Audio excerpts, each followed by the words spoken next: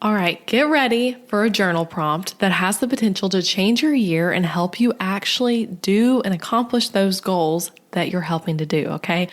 Really excited about this episode. So this was an episode I was actually not necessarily planning to do. I know there's so much goal setting content out there at this time of year, but this is something I do. And the other night, I was working this prompt myself before going to bed. And I literally decided in that moment when I was feeling the impact of this, I have to do a quick podcast episode on this. Scrap the other idea. I'm doing this because I think this could be so helpful to you guys for your year as you think about your year ahead. So this is a way to help you cut through the goal setting clutter, I would say, the things that maybe you think will make the year awesome, but ultimately you're not going to care about at the end of 2026. Maybe right now you're like, that's the thing, that's the goal, but maybe it's not really the thing that you care about at the end of the year or just over the trajectory of your entire life. Like we're thinking about like, what can we do to make this next year great so that when you're 70, you're still benefiting from the decisions you made in this year. So thinking really about your entire legacy impact of your life. So thinking beyond revenue numbers, beyond things like quote unquote get healthier or beyond read X number of books this year, other vague ideas,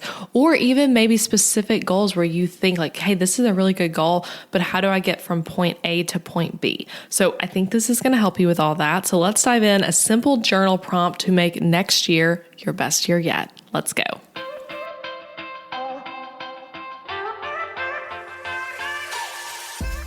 Hey guys, I'm Elizabeth McCravey, educator for business owners, website designer, and your host of the Breakthrough Brand podcast. I'm a Christian, wife to my high school sweetheart, and mom to 3 sweet little kids. So yes, I record a lot of these episodes during nap time. On this podcast, I pull back the curtain on what it actually takes to build a successful, sustainable business, not the hustle till you drop version you hear about online. I've been a business owner since 2016, and I'm here to tell you this. You can build a business you love without burning out, sacrificing time with your family, or working 40 hours a week. Here you'll find episodes that are actionable, direct, and fun, like friends chatting business over coffee, with an honest look at the realities of motherhood, entrepreneurship, and navigating both with faith and purpose. You'll hear episodes on marketing, website design, podcast strategy, time management, and scalable income, while also talking about mom life, faith, and personal growth. If you want your business to feel purposeful, profitable, and aligned with your life, not the other way around, you're in the right place. It's time to build your breakthrough brand. Let's do this. So I am someone who loves goal setting and who also loves journaling and letter writing and reflection type of journal prompts. So if that's you, if you just enjoy even one of those two things, maybe you really love goal setting, but you're not so much a journaler, or maybe you love journaling, but goal setting feels really hard for you, I think you're going to like these because we're kind of merging those two things and making them both like work well with each other. So here's what I'm going to do. I'm going to tell you what the prompt is and kind of how it works. It's a little confusing. Okay. I'm just going to go ahead and tell you that this is like a more complicated thing, but once you get it, you're going to get it. And again, I think it can be so impactful.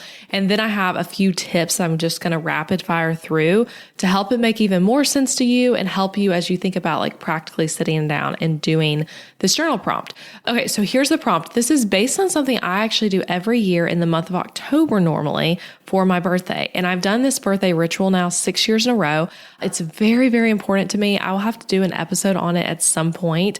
But it's different. The version I do for my birthday is different than what I'm doing for the new year. But for my birthday, I'm thinking 5 years out. Okay. What we're going to do right now is thinking 1 year out. And because this again is so impactful for me, in a reflection place and just to like knowing like, hey, where am I heading? What am I trying to do? What do I want my impact to be? What do I want my life to be about? It's very helpful for that. So I basically have applied my birthday ritual, so to speak, into a 1 year instead of 5 year thing. So that's where this is coming from. So here's how it works. You're going to teleport yourself to December of 2026. Okay. 1 year later from whenever it is right now that you're going to do this journaling. So think about it, that it is 1 year later from right now. You are you 1 year later in December. Picture that version of yourself, your family, your business, all of it 1 year from now. And you're sitting here, you're about to journal and you're reflecting and you think to yourself or say to someone else, man, 2026 was the best year I've ever had. It was the best year I've had. Or maybe that sounds too intense for you. And you're like, Elizabeth, no, I'm not going to say it's the best year ever because blah, blah, blah, this other thing. This is why it won't be the best year ever. Okay. If you have those kind of resistance, instead picture yourself saying 2026 was everything I could have ever dreamed for it to be. Okay. It's everything I could have dreamed up for it to be. All the goals were hit. It's everything I could have wanted. This year was everything I could have wanted. So again, you are yourself a year later and you are saying, man, this year was the best year yet. This was everything I could have dreamed of. Now, ask yourself this question: what would have happened to make that true?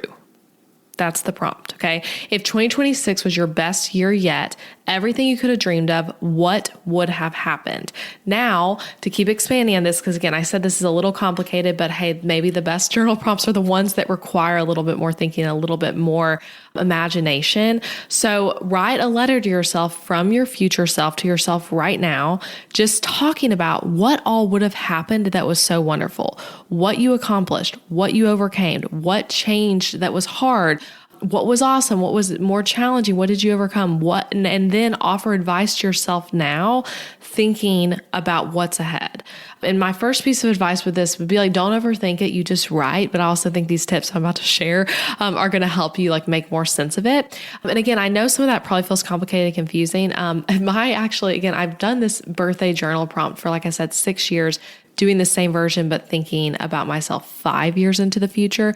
And I've explained it to so many of my friends, even this past year, two of my friends who share almost identical birthdays to me. I sent them like some photos from my journal prompt that I did from a few years earlier, where so much stuff I wrote, like I ended up coming to fruition. And I was telling them like, y'all, look, this is how powerful this is, but it can feel really complicated and confusing. And so I just want to say, if that feels confusing, you're not alone. And also there's no one right way to do this. You just try it and get into a flow with it. And how you do it might even be a little different than what I just presented. And so here are my tips though now, and then I'm going to recap the prompt to kind of get you back into that headspace. But yeah, more tips and more ways to expand on this if it's not clicking, or if you just want like, yeah, you're like, yes, I'm going to do this. Like, let's get really practical of how you're going to do it. Okay. So first thing to think about, really think from the perspective of that version of you. You've got to get there. You got to be her. You got to be him. You got to be that version of you. So something that helps me get into that headspace is to write at the top of my journal entry or on another sheet of paper, whatever it is, I write the statement, let's think about what's happening then. And then I'll write things like my age, my husband's age, my kids' ages, and anything I know will have happened. So for example, maybe you know that next year you're going to have a baby because you're pregnant right now. So you know, like, okay, something I know is happening is I'll have a baby. Maybe you know that you'll be starting a podcast because you already have that launch date planned and that's something you're working on. Maybe you know that your oldest is starting kindergarten, or your kids are moving to a new school, or maybe you know you're moving states. Maybe you're hoping to just move houses locally. Maybe you know you're going to be looking for a new church to join. Like whatever it is, write out the things that like you just kind of know are going to be happening to help you think from that perspective. But I just would really encourage you, just like do what you can, whatever that means for you to get in that headspace of that version of you. Sometimes I think too, with this kind of writing that is so imaginative and creative, doing things like going on a walk beforehand to get yourself in the headspace and just reflecting, thinking about like, okay, me in 2026, like at the end of the year, like what all would have happened? Go through each month of the year and think about like, okay, yeah, like this month, this person has a birthday. This month, oh yeah, we're doing this vacation this year. Like, oh, I'm going to launch this thing in my business. I'm speaking at that conference. Like just think through the different things happening. Get yourself in that headspace. Okay, second tip. You could jot down somewhere too, before you start writing this letter, some of your hopes and goals for the year to help you remember the things you specifically want to write about in this letter. So for example, maybe you have a specific health goal you're thinking about. Jot that down somewhere because that's something you're going to want to write about. Maybe there's something you're shifting in your family life that you want to write about. Maybe you know you want to get more involved in your church and you want to volunteer more. Maybe you know the year is going to really be defined by adjusting to a new baby and back to working part-time as a mom. Just jot down the things you know you want to write about. Like that's something, again, that I think is really helpful for me when I do this, like getting in the headspace. I write about like, okay, what's happening? And then what are some things I know I want to touch on? Okay. So those are my first two tips. Third tip, categories to write about. If you don't know where to start, if you're like, Elizabeth, okay, I love this letter. What all do I write about? Here are some different categories. And this is all available on my blog as well. So you can see all of this at elizabethmccravey.com/328. Just type in those numbers and it'll load up this blog post so you can see this here too for when you're writing. But here are the categories I would think about: health, personal growth, spiritual growth, finances and money, career and business, if you're a business owner, about your business, if you're not, about your career and work life, marriage, family and kids, friendships, other family relationships outside of your nuclear family, community involvement, fun and recreation. Those are some categories I would think through.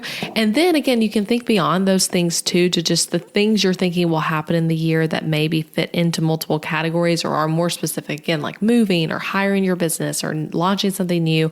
Whatever you think might happen that you want to write about. But if you are like, I don't know where to start. Okay, think about your health. What do you want your health to be like at the end of 2026? Okay, think about your personal growth. Maybe you're so sick of always being glued to your phone and doom scrolling every time you get a chance. What would you like that to look like at the end of 2026?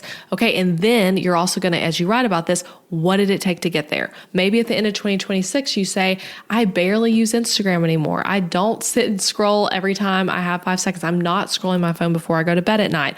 What did it take to get there? Okay. So that's again, the headspace you want to be in. This is the goal. This is the thing. What did it take to get there?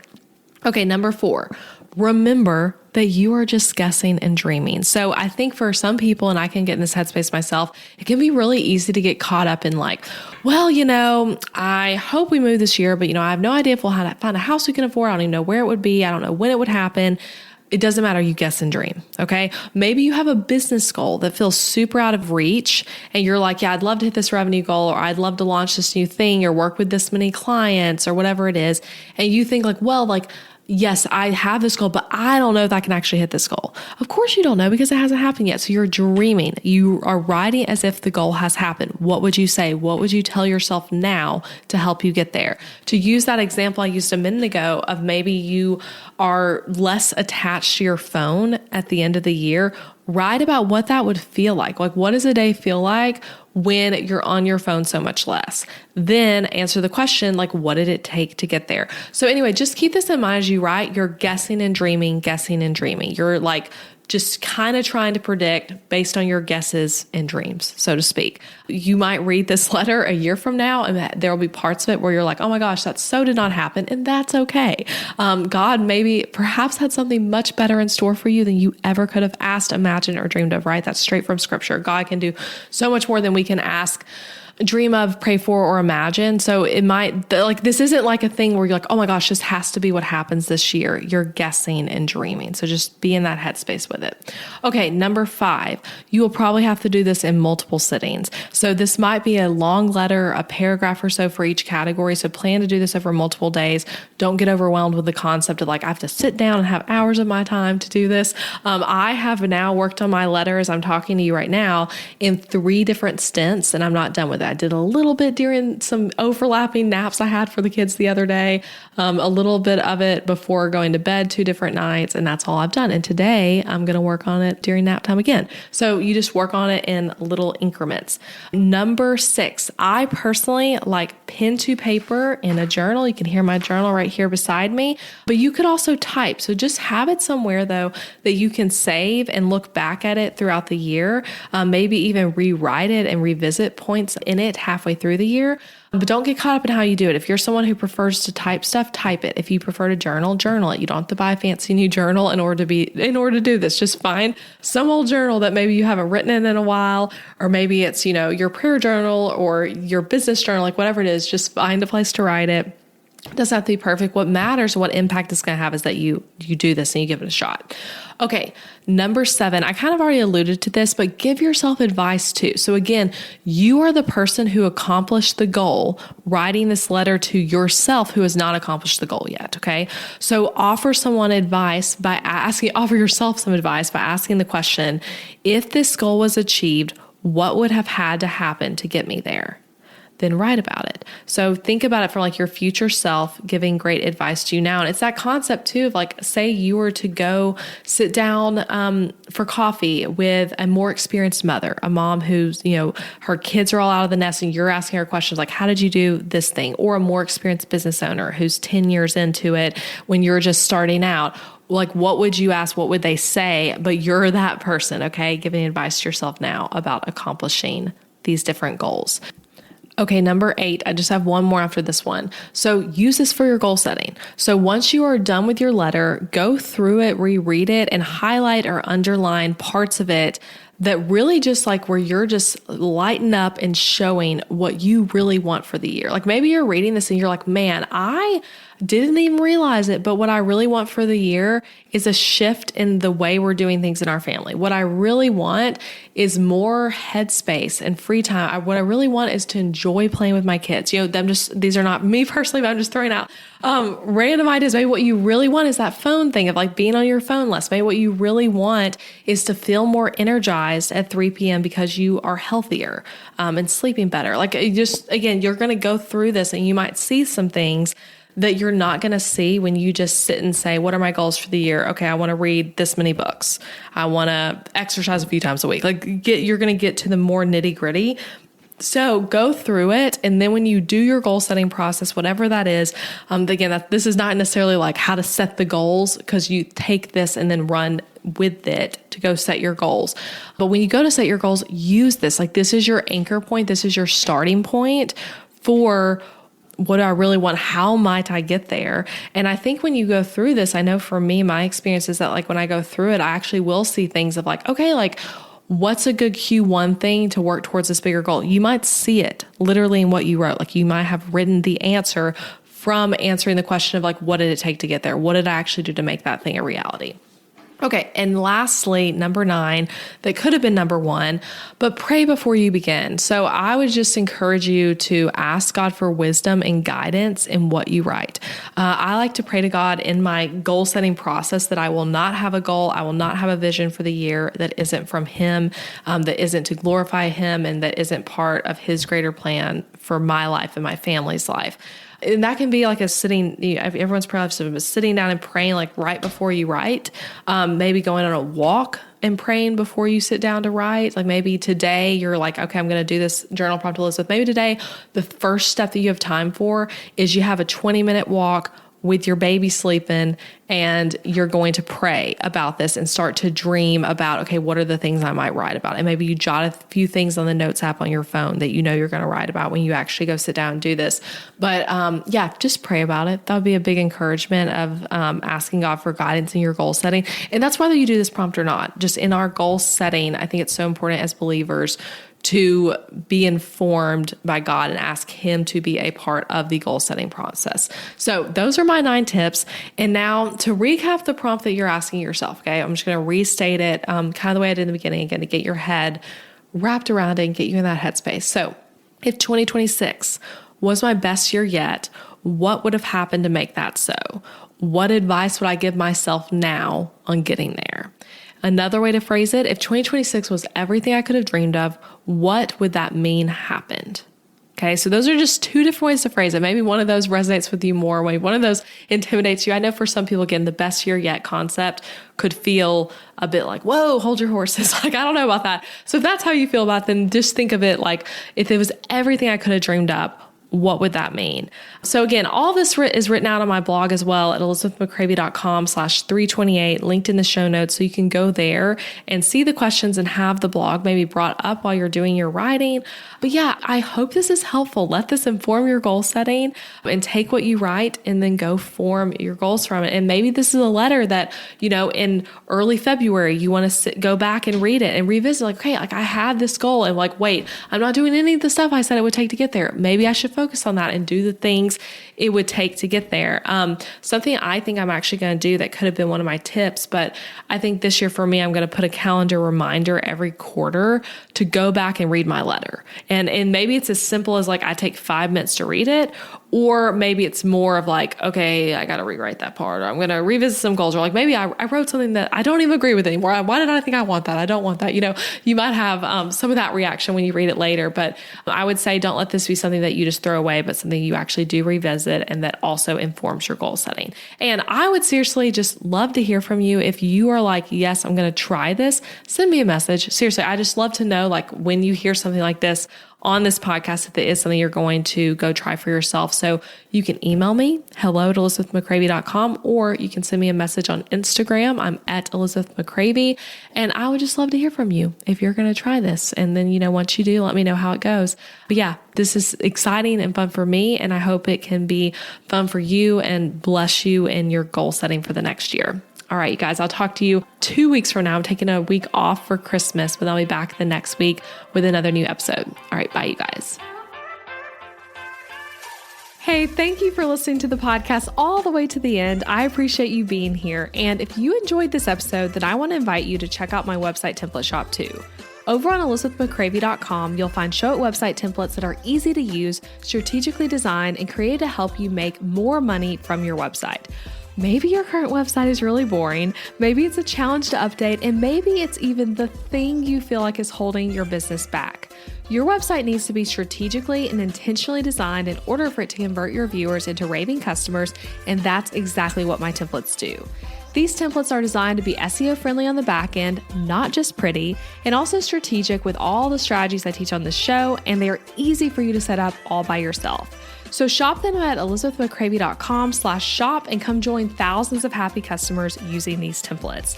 And as an added perk, you can use the code BBPodcast at checkout to get 10% off your template as a thank you for being part of the podcast fam. Again, that's BB Podcast for 10% off any template over on elizabethmccravy.com. Also, if you loved this episode, leaving a rating and review for the show on wherever you're listening or sharing it with a friend is a great way to support this podcast. Thank you again for listening, and I'll be back next week with a new episode.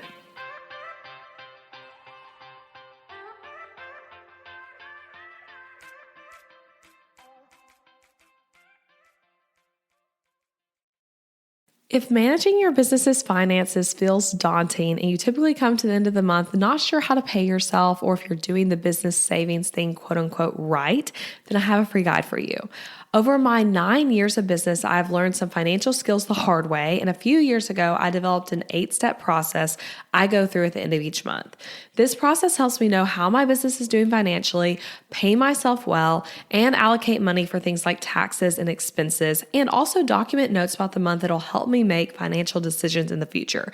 Again, I've been doing this process since early 2023, and it truly has changed the way I do my business for the better and has helped me ultimately make more money. And I want to help you do the same, so you can grab this 8-step process literally for free at elizabethmccravy.com/profit. There's a whole PDF guide for you there that you can download and go through for free. That's elizabethmccravy.com/profit.